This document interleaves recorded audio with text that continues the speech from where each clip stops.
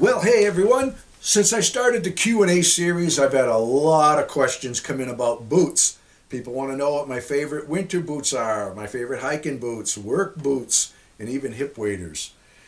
I could eat up a whole segment and beyond just talking about boots, so I decided I'm just going to put together this little boot video here today and answer all those questions. Now, this is not necessarily a boot review. It's just sharing my experiences with the boots that I have used and what I like about some and don't like about others. But what I've got here is they've served me well. Let's get started with winter boots. I've had a lot of questions if I've ever used those military boots, what they call bunny boots. I have not. I used to use Sorels, but I found that a lot of the Sorels have very little insulation in the rubber. Now these are some vintage Sorels. They got the Cabela's logo on them too.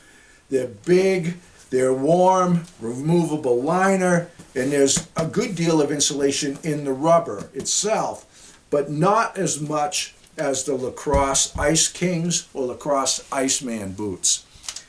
Many years ago, when I lived in my first cabin back in the 80s, a friend turned me on to those Lacrosse Iceman boots, those big old green boots.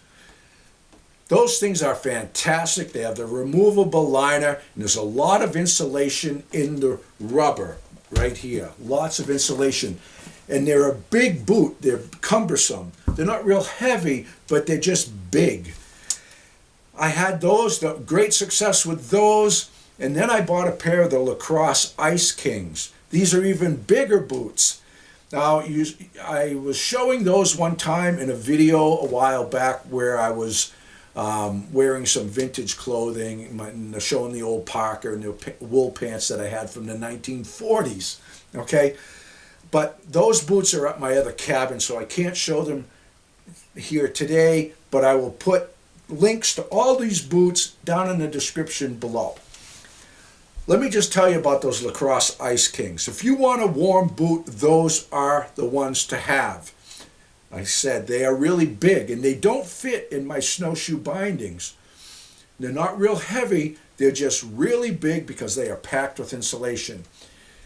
One time, probably 20 years ago, I was trapping a river in the wintertime. I capsized my canoe, took a heck of a dip there, rushed back to my truck. I had a change of clothing, but I didn't have a change of boots.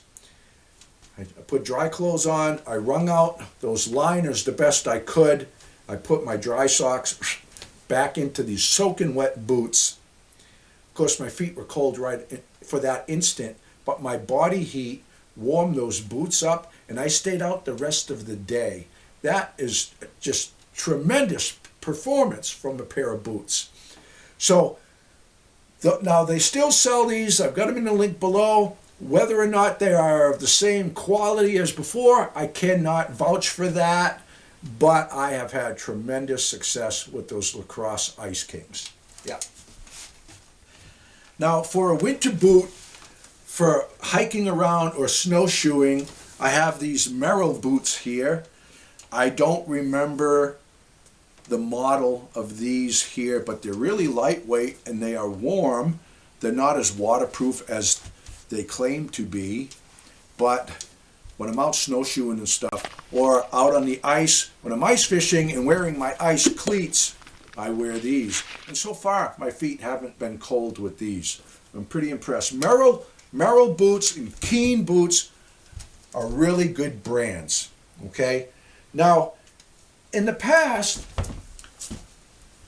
I would buy these cheap little, I don't even know what they call, Ozark Trails or something from Walmart. They're like $30, and they last about a year. And they're fairly comfortable for just kicking around the woods. But for hiking on trails with a lot of rocks, you need a better quality boot than this. But these were cheap. I'd use them out fishing, walking in the water. It didn't really matter. So for that kind of stuff, $30 for the year, they were great. But again, if you're out hiking where you're going to be walking on rocks, you don't want a cheap boot. Lori highly recommended the Keen boots. She has Keen boots and she has Merrill's. So she talked me into it a couple years ago, maybe 3 years ago. And I bought a pair. This is my second pair of these. These are the Keen Targy 2. These are the mid-height ones. And she bought me a pair, and I got them and I put them on and we went hiking. And I was expecting to have uncomfortable feet because I did not break them in. I took them out of the box, I put them on, and we went for a hike. And what I found astonishing about these boots was they were comfortable right out of the box.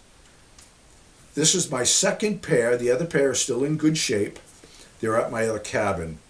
But I will show these here in closer detail. These have just been a fantastic boot, and they're very affordable. And I will put the link down below. And I'm going to stick with these for a hiking boot. They're just fantastic. The soles are good and stiff enough so I don't feel all the stones beneath my feet, but yet they're very, very comfortable. Absolutely love these Keen boots.